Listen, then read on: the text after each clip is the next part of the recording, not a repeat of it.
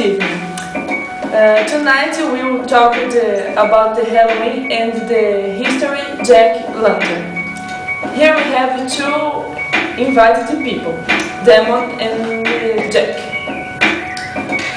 Why did you want to get the people on the tree?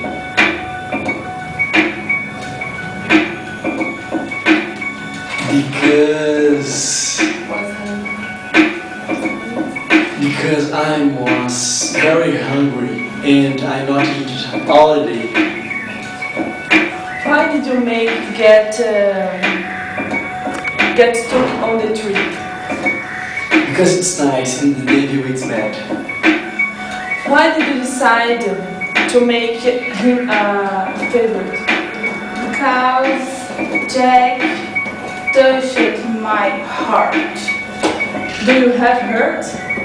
No, it's the moment I had. Was it nice? It was very good. Why did you make the cross on the ground?